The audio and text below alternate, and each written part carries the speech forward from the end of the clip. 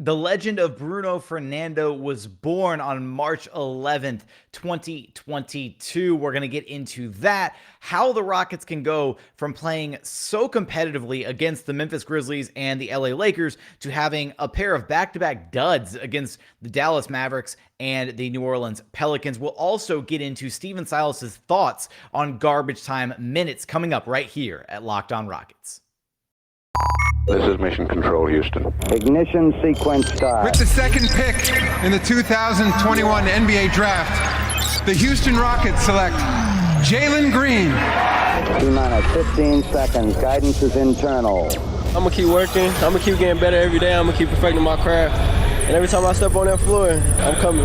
6, 5, 4, 3, 2, 1.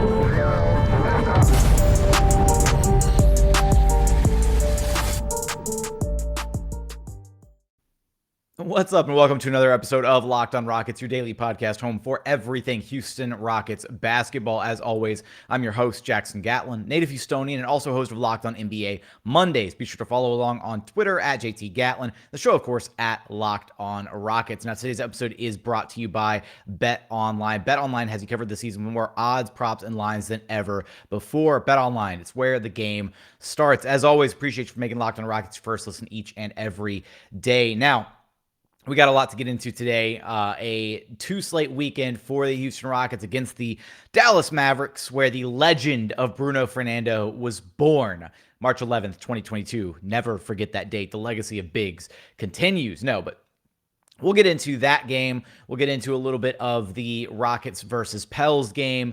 And from both of those, we'll kind of discuss how the Rockets can go from playing so competitively against the Memphis Grizzlies and the LA Lakers and kind of coming away with some nice wins there to having some duds that they put up right against the Miami Heat, second night of a back-to-back, against the Mavericks, against the Pels. Like, these losses have been concerning from like an effort perspective, which is not great because you wouldn't expect a group of 19 and 20-year-olds to be lacking in the effort department.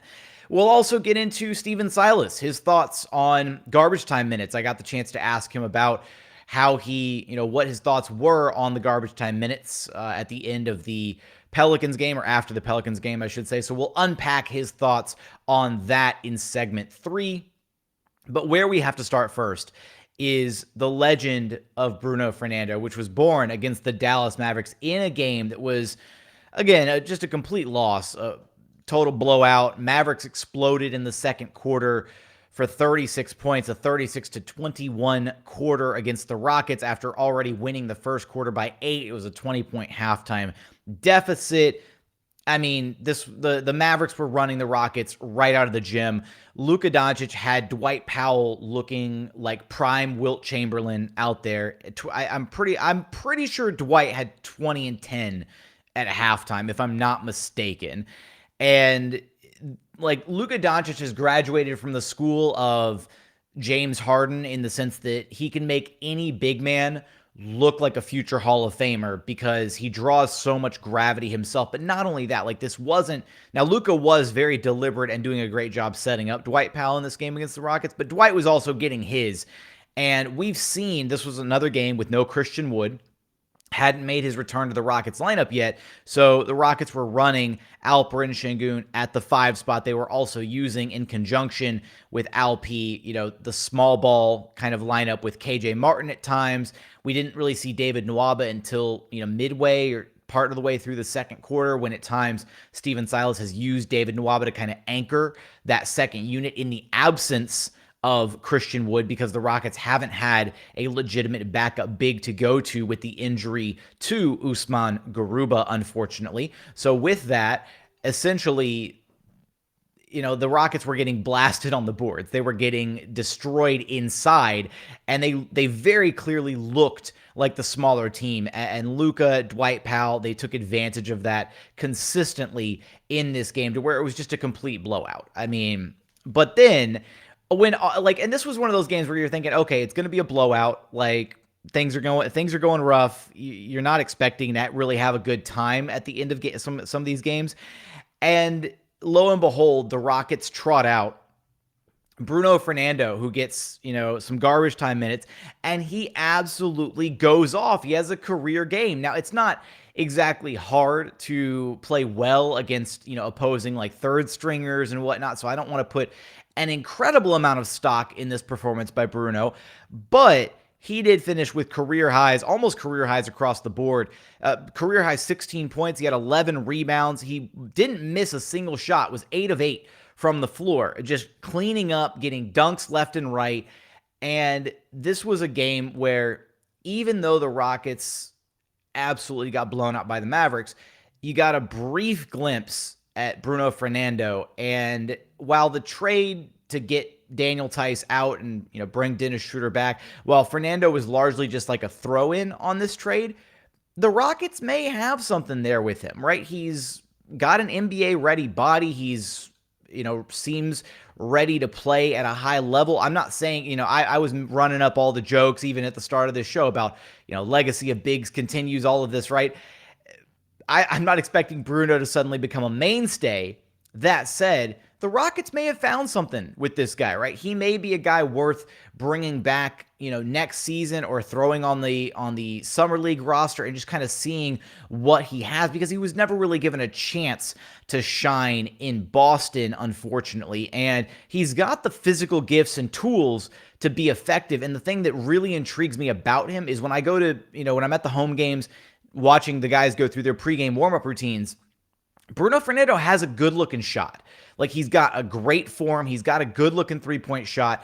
And yeah, when it's not, actual game reps and you're just doing warm-ups, a lot of NBA players, you have to take those stats with like a grain of salt. I've heard, that like, especially when it comes to like scouting and stuff, when you do like the NBA draft combine stuff, things like that, to take any like percentages or any numbers you see and like just have them and say, all right, if he shot 8 out of 10 from 3 or 80% from 3, cut that number in half. That's more of an accurate representation of what he'll actually shoot, in a live game setting type thing. Maybe even lower than that.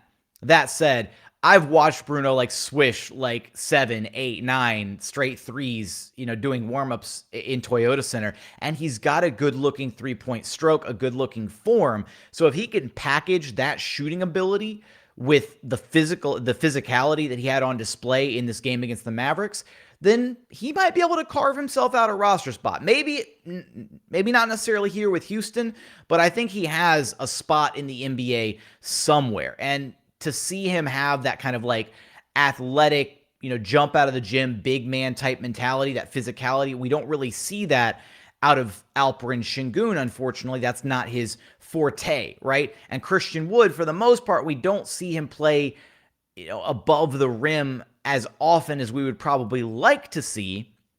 So to see a kind of just a high motor, energy big off the bench, he's going to clean up around the rim, he's going to catch lobs, finish hard at the rim, that kind of thing. I think it was a glimpse into what the Rockets may have potentially stumbled into with Bruno Fernando here in the midst of this trade to get rid of Daniel Theis and to unload Daniel Theis's contract. But all that to be said, it was a disappointing blowout against the I-45 rivals in the Dallas Mavericks. We did have another game here where, unfortunately, I don't want to say unfortunately, let me pull my stat sheet back up. Kevin Porter Jr. did continue his solid play in this game, but he was really the only Rocket that kind of stood out past, Josh Christopher, cooked it, cleaned it up in garbage time, had an okay performance there. But throughout the actual, part of the game that mattered, the Rockets were kind of dead in the water. Talked about the energy stuff. We'll get into that in segment 2 here as we talk about the New Orleans Pelicans. But it was cool to see Bruno kind of show out the way that he did against the Mavericks. Bruno Caboclo, Rockets legend, the Brazilian KD, walked so that Bruno Fernando could run. Now, with that, coming up, I do want to get into the Rockets-Pels game, the concerning lack of energy that we've seen from the Rockets on display in these two games, some of the observations from that one. But first, a quick message from our friends over at Built Bar, because look, when it comes to protein bars, you've got to check out Built Bar. They are the #1 protein bar on the market. So many amazing flavors to choose from off their menu: raspberry, strawberry, cookies and cream, Coconut brownie chunk is my personal favorite. They've got peanut butter. They got mint brownie. I mean, so many delicious options to choose from. Every single bar is covered in 100% delicious chocolate. Every bar is low cal, low sugar, high protein, high fiber. Amazing if you're on a keto diet. Amazing if you're trying to cut back a little bit, lose a little bit of weight. And you can check them out. Just go to built.com and use promo code LOCK15 for 15% off your very next order of the best tasting protein bars on the market. Again, that's promo code LOCK15 for 15% off at built.com. And continuing on here at Locked on Rockets, your daily podcast home for everything Houston Rockets basketball. As always, appreciate you for making Locked on Rockets your first listen each and every day. For your next listen, be sure to check out the Locked on Now podcast, nightly recaps of every NBA game with analysis from our local experts, free and available wherever you get your podcasts. Now, let's get into a little bit of this Rockets Pels game. Again, another blowout for the Rockets. Great thing for the Tankathon Sims, of course, but not a great thing, again, for the, motivational or emotional standing of the team. You still want them to have some competitive games under their belt. You don't want every game to turn into a blowout by the halftime margin. That's not conducive to a solid learning environment. And it's also just not fun basketball to watch, right? Like, at the end of the day, the perfect scenario for this Houston Rockets team is a competitive game that they ultimately fall a little bit short of and lose at the end, because Tankathon Sims, you want to see the Rockets be the worst record in the NBA at this point, especially against other teams that may or may not have a shot at the lottery. But against this Pels team with no CJ McCollum, no Brandon Ingram, no Zion all year, there's no excuse why the Rockets should be getting absolutely destroyed by Jose Alvarado and by Jackson Hayes and by Jonas Valunciunas. It's really frustrating to see. Again, from an energy perspective, this Rockets team has been really up and down, right? They've gotten up for some of the bigger games. They've gotten up against the Grizzlies. They got up for the Lakers. Then the second night of the back-to-back, you see them, they're kind of gassed against the Miami Heat. That's a bit more understandable. But then for some reason, to not be able to go out and have a solid outing against the Dallas Mavericks, to play with such a lack of energy against the Mavericks for a young team. And then same thing here against the Pelicans. You step out on the road against the Pelicans and you allow another huge scoring quarter in the second frame. And I think that probably plays a big part into it, right? Is if you give up, if you have a collapse so early in the game, second quarter collapse, first quarter collapse, or you give up such a huge lead and then you're trailing by, 12, 15, 20 so early in the game, it can make it kind of hard mentally to want to dig back in and to want to fight back in, especially at this point in the season when the players know that they're not playing for anything, unfortunately. Like, the players have kind of had this idea all season. Like, it's, there's no misunderstanding about the fact that the Rockets aren't competing for a playoff spot. They're not competing for a play-in spot this season. And so the season is about eyes on development, that kind of thing. But unfortunately, this is where you're kind of in the dregs of the season with just, the 15, 16, 18 so games left. And it's going to be a big test for this Rockets team to see how they fight on a nightly basis, whether or not they're still putting forth 100% energy and really trying their best in these games, even though at the end of the day, they mean nothing, right? This Pelicans team, despite missing some of its key components, they're still fighting and vying for a play-in spot. They still have reasons to go out there and fight hard and win games. What reasons do this Rockets team have to go out there and fight hard and win games? Other than just, respecting themselves and wanting to go out there and be competitors and not just roll over every single night? There isn't another reason, right? Like, yeah, you want to showcase yourself. You want to showcase your talent. You want to continue to improve. And I do think that the guys need to find that balance, and it's up to the coaching staff to really strike that chord with this Rockets team and still get them performing at a high level all the way up until at least the remaining few games of the season. But in this game specifically, it was really tough to watch Jonas Valančiūnas and Jackson Hayes run up all their numbers on Christian Wood. Like, look, now I will say when Alp was out there, Alp did a better job using his size against Jonas, especially Jonas Valančiūnas, who had a 30-piece in this game. Alp does a good job defensively with his size, but Alp was also in foul trouble in this game. Like, it was absurd. This was the type of game where, first off, Alp, second time he's ever fouled out in his career. But this was the type of game where you would point to this game if you were to try and, like, reinforce the stereotype from earlier this season that Alp was foul prone and that he didn't know how to stay on the floor without fouling. This would be the game you would probably point to and be like, yep, this is what we said. Now, granted, he hasn't had many of these. There's been moments where he's picked up fouls in quick succession. There's been one other game where he's fouled out, yes. But this was kind of one of those games where you're like, okay, like, come on, man. And it sucks because Alp gets such a negative whistle from the refs. Now, I will say he does need to be better about moving his feet defensively. Like, there are times where he is straight up and down with his arms, but his body is shuffling or not in the right position, or he's, ceding ground to the defender. And a big part of that is that's just how the NBA officiates contact for the offensive player. Like, the offensive player is going to get the benefit of the doubt 99.99999 times out of 100, and it sucks. So it's just something Alp's going to have to learn to deal with. He can be a little over-aggressive at times defensively, and that's where it does get him into some trouble like it did in this game. But when Alp was checking the New Orleans bigs, whether it was Valunciunas, whether it was Hernan Gomez, whether it was even Jackson Hayes situationally, he did an okay job. He did a decent job. He didn't get absolutely torched the way that Christian Wood did, unfortunately, because it has become a recurring theme that Christian Wood gives up career games to opposing centers. Because at the end of the day, Christian Wood's not a 5. Like, it's tough, but in an ideal world, Christian Wood is a 4. Like, he is a prototypical, like, NBA stretch 4.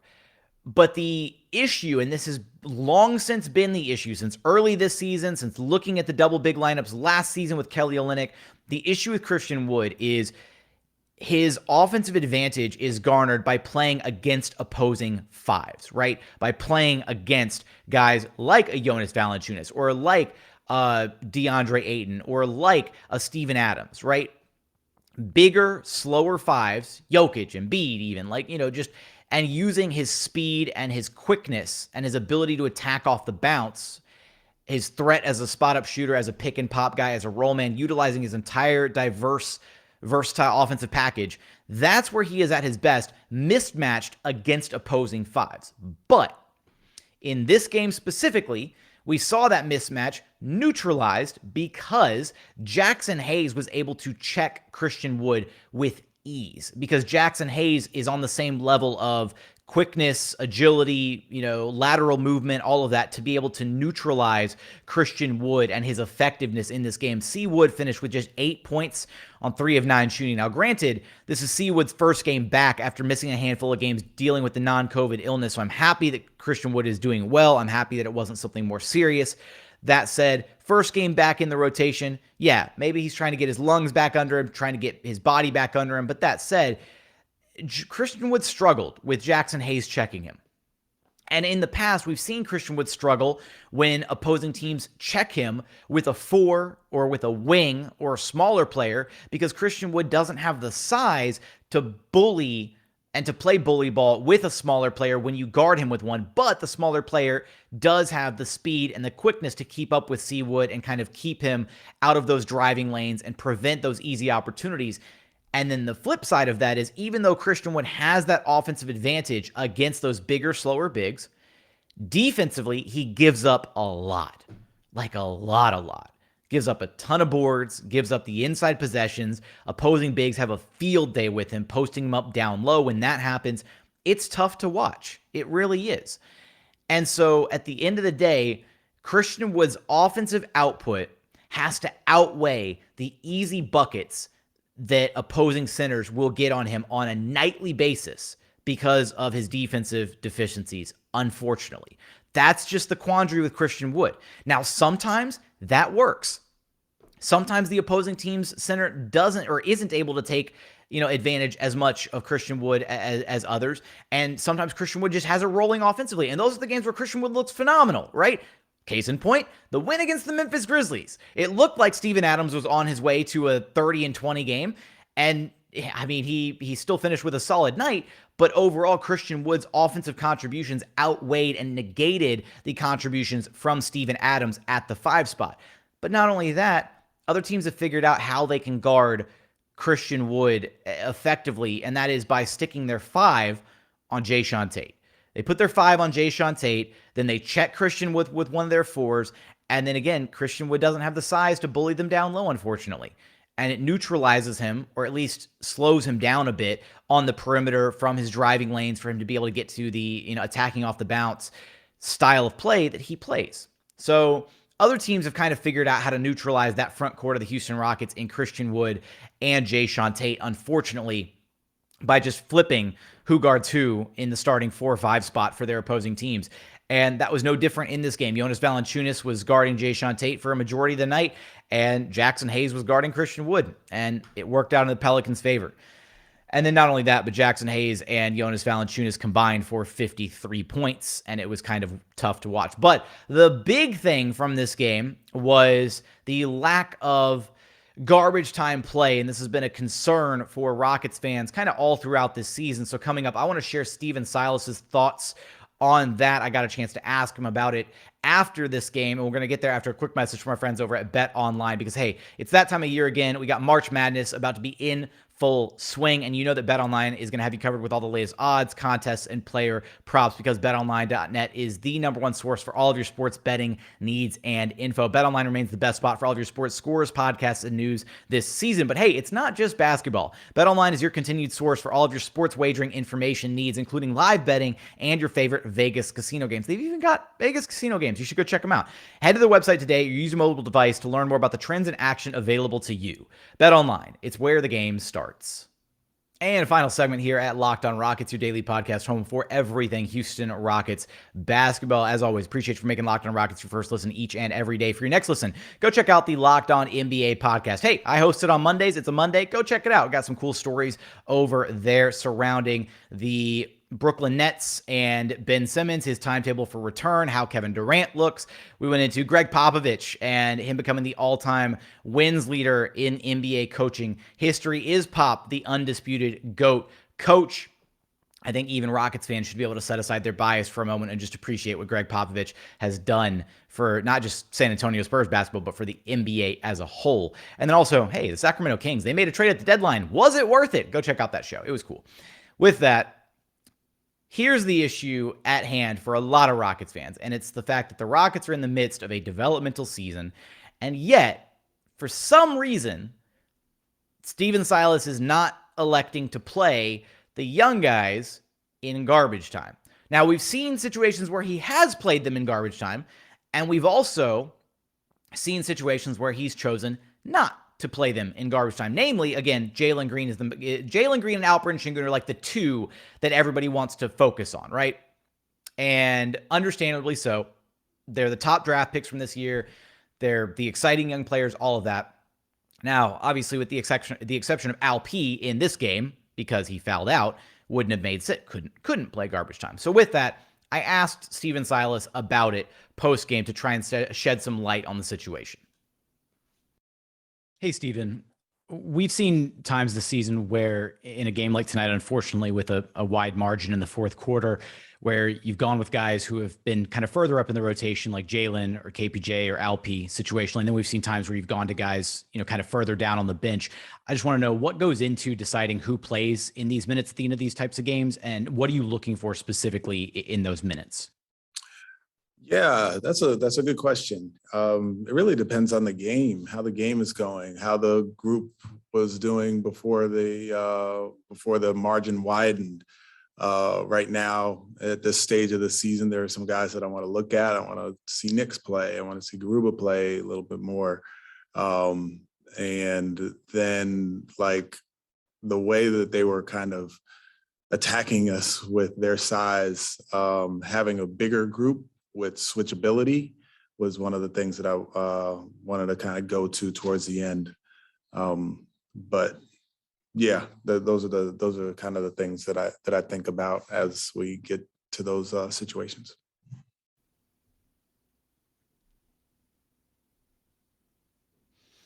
Well, I don't dislike the answer.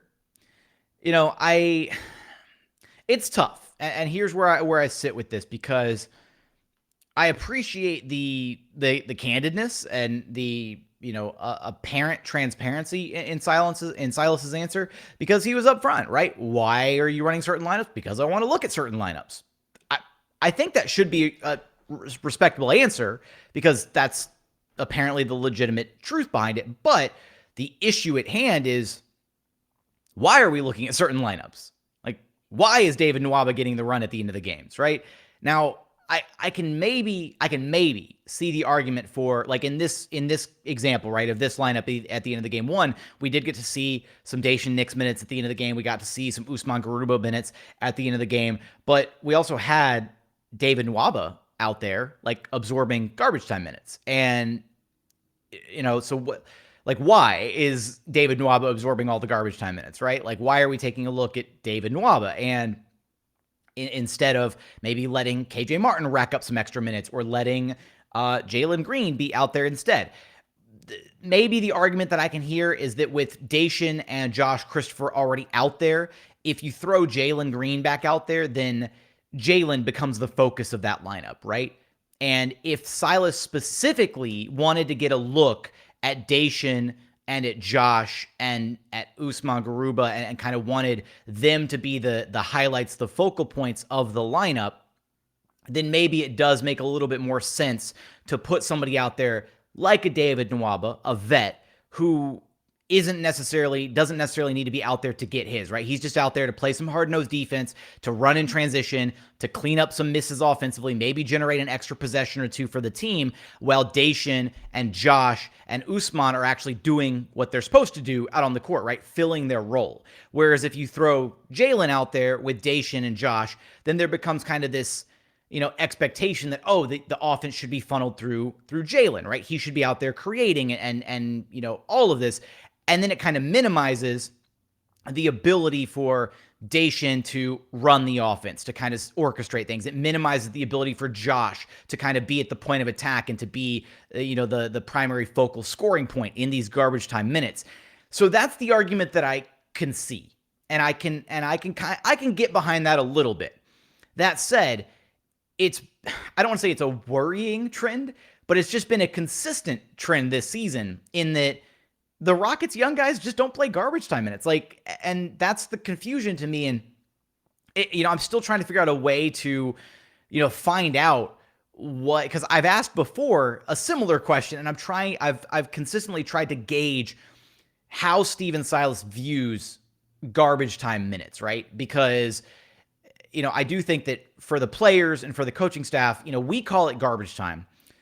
But these players don't view it as garbage time, right? Guys who are trying to carve out a spot for themselves at the NBA level, guys who want to earn a rotation place like a Bruno Fernando, they view these as opportunities to showcase themselves, to grow, to develop, to prove that they belong on an NBA team. And so these are quality minutes for players who don't otherwise usually get a chance, unfortunately. And so for Stephen Silas to allow guys like a Jae'Sean Nix or like, again, Josh Christopher to have a bit more of a chance to showcase himself in garbage time, moments like that are big for these players. Because but that's the thing, is it would be more fun, ideally, right, to see Jalen Green just continue to dumpster teams and put up numbers in garbage time. But my biggest, point of not necessarily contention, but I just wonder what the philosophy is from the coaching staff or do they view garbage time minutes as, beneficial to development, or do they view them as almost a hindrance or a negative when it comes to development? Because let's face it, garbage time basketball is very different than regular basketball, right? You've got guys kind of, who are out there, depending on the team you're playing, guys who are maybe just kind of going through the motions. They're going at 80% speed. They're not necessarily, playing their best brand of basketball. And so while it's nice to have those opportunities for guys who are buried further on the bench, maybe it's not necessarily the best thing for a Jalen Green or an Alperen Şengün to be going up against opposing team third stringers. And then conversely, maybe it is, right? Maybe it would be great for them to go out there and rack up buckets and like build their confidence and then be able to come into the following game and be like, yeah, I racked up 5 buckets in garbage time against the previous team. Now I've got my, I got the rhythm going. I'm flowing. I'm hot, all that. Let me carry this momentum into the next game. I don't know. I legitimately don't know the answer. I tried to get, as good of an answer as I could out of Stephen Silas because this has been a topic of contention, it feels like, this season for Rockets fans. And where I ultimately land on what I'd like to see is, again, I respect the answer from Stephen Silas. I just kind of question it. Like, I respect that he was upfront about why he did certain things because, again, very much so in this game, he got a good look at Usman Garuba, right? And at one point, right, Bruno Fernando checked in just before Usman Garuba, and it was very much like, wait, what are we doing here if Bruno Fernando has suddenly jumped the rotation over Usman Garuba? It may have honestly just been a clerical error where this is the first game back for Usman Garuba, and so it may have just been like a reflex where Silas was like, "Oh, get in, Bruno. You're up. Oh, wait, we got Fernando or we've got Usman active. Oh, bring him in instead." Because, Fernando was only in the game for a couple minutes. So with that, we did get a good look at Usman Garuba, and he, showcased what he does defensively, right? He contested some shots, got a block, like very first play of the game, got a steal, had a nice contested mid-range jumper. He did what he's supposed to do at the NBA level, and it sucks that Usman was out with the, wrist injury, rehabbing that, because he could have had all those opportunities backing up Alperen Şengün in the games where Christian Wood did miss time, unfortunately, with the non-COVID illness. So it sucks that he probably missed his, might be his just one window this season for some extended run with the Rockets, because he's shown flashes defensively when he's been out there. And the three that he pulled in this game, the shot looks a little bit better now. All right. I harped on him a lot earlier this season for the way that shot looked. And it's not, he's not suddenly, as pure as Ray Allen or something, but it's improved. And that's a solid sign to see. But we also got to look at Jae'Sean Nix, who continues to show, that he's got flashes there, that he's got potential. And I do think that, again, at the end of the day, in a game like this, where the Pelicans ran it up on the Rockets and it was kind of a complete blowout, not a competitive game, not a game where you even think there's a remote chance that the team's going to claw their way back in just because of how bad the second and then third quarters went. I mean, yeah, you make the argument that a lot of the games this season have been that way. And so the coaching staff has to decide, like Stephen Silas said, on a game-by-game basis, right? Whether or not he wants to run with the guys who were in the game when the widened margin, when the blowout started, or whether he wants to run with guys who are further down on the bench to kind of get them some get them some looks, get them some burn, that kind of thing. In this game, I mean, Jalen Green had a solid game offensively, right? He was 6 of 13 shooting, 2 of 5 from behind the arc. He had 4 assists. He had a steal. He did have 4 turnovers in this one. And maybe that was the reason, right? The turnovers were crucial in this game. The Rockets turned the ball over. In the third quarter, they had more turnovers than they did field goal attempts, I believe, if that number still holds. I remember it from the broadcast, and so I don't know if that number is actually still true post-game. But, like, maybe that was the reason, right? The Rocket starters were turning the ball over incessantly in this game. KPJ had one of his worst games in recent memory, unfortunately, just 2 of 9 shooting, 5 turnovers. He did have his 5 assists, but just a bad overall game from KPJ. And I'm expecting him to bounce back. I'm not worried about KPJ. I'm not going to suddenly turn back around and say, oh, he's not a point guard, get him out, whatever. He's going to have some up and down games. He's been a lot more consistent as of late, and that's exactly what you want to see out of KPJ. But maybe that's the reason why the starters didn't come back in this game, right? Maybe that's the reason that Jalen and KPJ didn't get the garbage time minutes in this game, because they had turned the ball over so much earlier in the game. And maybe it was a bit of a, punishment by the coaching staff. Like, hey, you guys were the reasons we got blown out, so I'm going to give the minutes to the guys further down on the bench, and also I'm going to take a look at Jae'Sean Nix and Usman Garuba and all that. But I've laid out my case for why David Nwaba got the minutes that he did, for why Stephen Silas went with the guys at the end of the bench instead of rolling with Jalen, all of that. That's just me playing devil's advocate at this point. I would very much like to see Jalen Green get garbage time minutes. I think that it would be conducive to his development, but I'm also not an NBA head coach. There's a reason that they pay the other guys the big bucks, and that's just one guy's opinion on the situation. But with that, that's going to do it for today's episode. Before we close things out officially, I would like to say that the Rockets' next home game is Wednesday night against the Phoenix Suns, and I have 2 tickets to give away to that game, courtesy of the Houston Rockets. It's their Rockets social media night. It's going to be a really fun night. There's going to be t-shirt giveaways, and after the game, there's going to be a post-game Q&A with Josh Christopher and Alperen Şengün. So you don't want to miss out on that. There's a chance to win the tickets. All you got to do is go to my Twitter page, find my tweet talking about the ticket giveaway, follow, retweet, and then tag your 3 favorite Rockets accounts on that tweet. That's how you have a chance to enter to win. I'll announce the winner at Wednesday at noon. So be sure to go and knock that out. If you haven't seen it already, go to the Twitter page, knock it all out. But with that, that's going to do it for today's episode. If you haven't done so yet, please consider subscribing wherever you listen to your podcast, Apple, Spotify, Google, brand new Odyssey app, free and available on all platforms. Also, be sure to check out the Locked On Rockets YouTube channel. Go to YouTube, search Locked On Rockets, like, comment, subscribe, all of that. How do you feel about Jalen Green and Alp and, guys situationally not playing in garbage time? Because they have played in garbage time some games, and they haven't in others. How do you feel about Steven Silas' answer to that question? Let me know in the YouTube comments. I do read each and every one of those. I appreciate y'all when you reply. I do look at all of them. But as always, thank you so much for watching. Thank you so much for listening. And we look forward to having you back right here at Locked On Rockets, your daily podcast home for everything Houston Rockets basketball.